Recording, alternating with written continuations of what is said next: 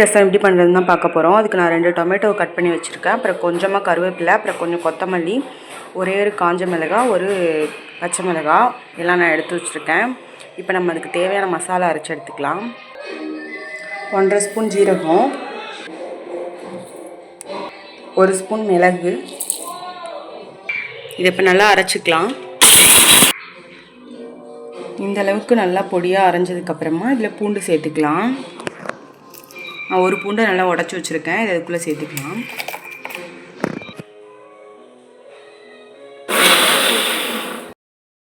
இந்த அளவுக்கு கொரகொரப்பாக அரிசி எடுத்து வச்சுக்கணும். இப்போ செய்ய ஆரம்பிக்கலாம்.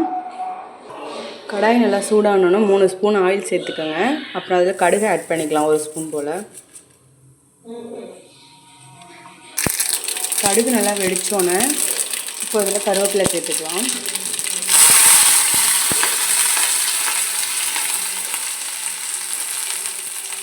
காஞ்ச மிளகாய் சேர்த்துக்கலாம்.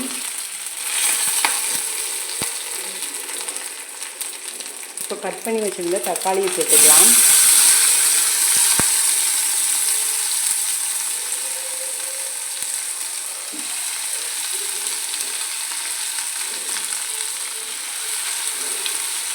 இப்போ பச்சை மிளகாய் சேர்த்துக்கலாம். இப்போ இதில் கொஞ்சமாக கல் உப்பு ஆட் பண்ணிக்கோங்க.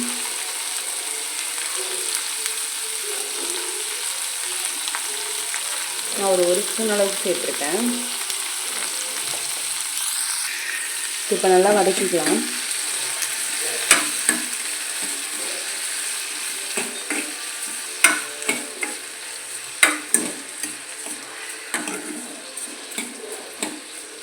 எல்லாருக்கும் ரசம் நல்லா வைக்க வராது. பட் ஆனால் இதை பார்த்து பண்ணிங்கன்னா கண்டிப்பாக எல்லாராலையும் ஃபஸ்ட் கிளாஸாக பண்ண முடியும். தக்காளி வதங்குற நேரத்தில் புளியை கொஞ்சமாக ஊற வச்சுக்கோங்க. நான் இவ்வளோ சைஸ் புளி எடுத்து ஊற வச்சுருக்கேன். டொமேட்டோ இது போல் நல்லா ப்ரெஸ் பண்ணி விட்டு வேக வச்சுக்கோங்க. அப்போ தான் நல்லா கரையும், நல்லாயிருக்கும் டேஸ்ட்டும்.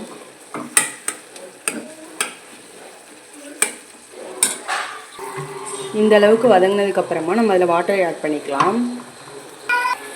ஒரு 1/2 கிளாஸ் போல் நான் வாட்டர் ஆட் பண்ணிக்கிறேன். இப்போ இதில் கொஞ்சமாக மஞ்சள் ஆட் பண்ணிக்கலாம். அப்புறம் பெருங்காயத்தூள். இப்போ நல்லா மிக்ஸ் பண்ணிக்கலாம்.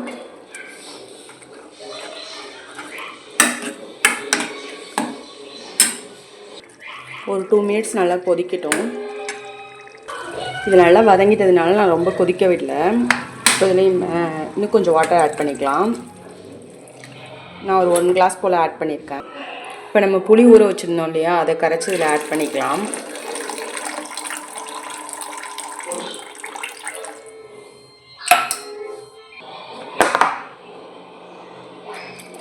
புளியை ஆட் பண்ணிட்டு நான் கொஞ்சமாக வாட்டர் ஆட் பண்ணிக்கிறேன்.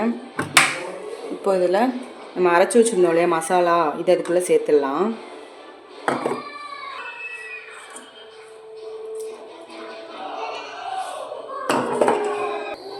நான் மசாலா எல்லாத்தையும் உள்ளே ஆட் பண்ணிட்டேன்.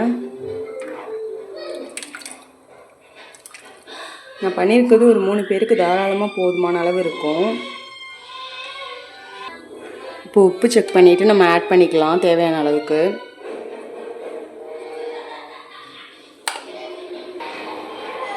இப்போ ரசம் கொஞ்சம் கொஞ்சமாக லைட்டாக கொதி வர ஆரம்பிக்குது. இந்த டயத்தில் நம்ம பொடி பொடியாக கட் பண்ணி வச்சுருந்த கொத்தமல்லி உள்ளே ஆட் பண்ணிக்கலாம்.